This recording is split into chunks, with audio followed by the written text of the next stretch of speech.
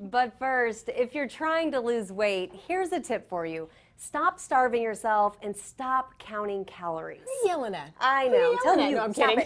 Okay. Mark MacDonald is here. He's Chelsea Handler's nutritionist and the author of Body Confidence. And Mark is here to bust some of the top nutrition and exercise myths. Look at the guns on this man. You gotta believe anybody that does like that. Hi, Mark. Good to have you here. Thanks for having me. One more hug. Give me a big one. What are we gonna do? Two? No, we one. Okay. I'll get you after. Yeah. Okay. So Chelsea's a good friend of yours. Yes. Normally, I know that you guys don't like to drop secrets and tell what your clients are doing, but we asked ahead of time if you could tell us a little something. What are you doing for her? What's working for her? What is she like? Can you tell us anything? The big thing with Chelsea is that she came to me because she really didn't understand food. And most people, they know how to eat healthy, but they don't really understand how to put it all together. Yeah. So she was focused on dieting, exercising for about hours. So we really dialed in her nutrition, got her blood sugar stable, created balance with her body so her hormones were in check. That released her stored fat and then optimized her exercise.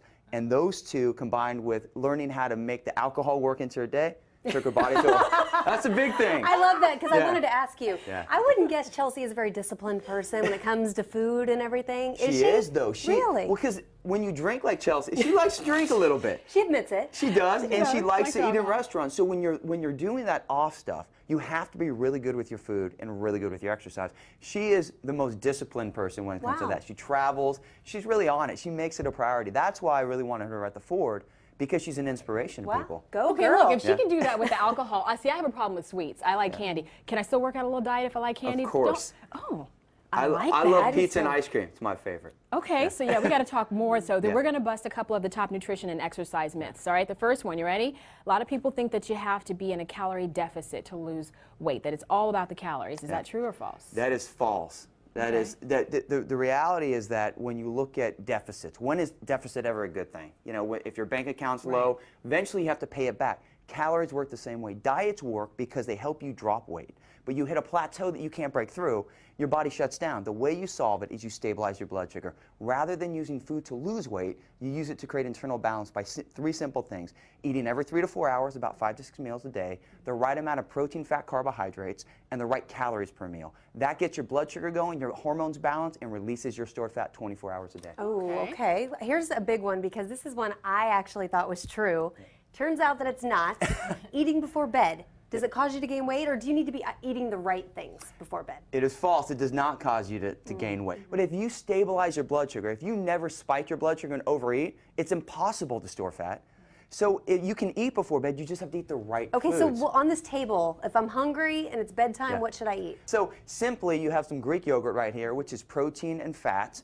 If it's low fat, get low fat Greek yogurt. And by simply having some blueberries or nectarine with that, that gives you protein, fat, carbohydrates, keeps your blood sugar stable, and actually makes you release fat when you sleep. See, that's my problem, because at night, I wouldn't be looking at any of this. I'd be going to grab a Snickers, some ice cream, something fun, and that's not good for you. So it's all about what you're choosing to eat at night before you go to bed. Well, and a lot of that Snickers and ice cream is caused from missing meals throughout the day. That would do it, That's me. You crave that deficit, and when you're hungry, you're not craving chicken or tuna. Anything. Exactly. You want the bad stuff. Okay, let's talk cardio because, I go to the gym. Sometimes I get my Kindle out. I'm reading it, and I know that's not a great workout. But is all cardio really created equal if I run versus the elliptical? Once again, it's false. That when you look at the two things with cardio that matter, you have two types of muscle fibers. You have red muscle, which is like your treadmill, when you're steady, when oxygen's present, walking, and then you have your white fiber, about 50% of your body, which is like high intensity cardio. So most people only do one type of cardio. So the first thing is you want to make sure that you're doing fat burning cardio and high intensity Someone's cardio. doing cardio back over in the back. That's me at the gym, falling over, right? So simply, if you're walking 30 minutes if you're doing like sprints, you would go 1 minute explosion, recover, do that for 30 minutes, and then follow that with 30 minutes of fat burning. You'll burn about 30 to 40% more fat. Then the last thing, like the elliptical trainer, that's a non-impact movement. It doesn't recruit the same amount of muscle.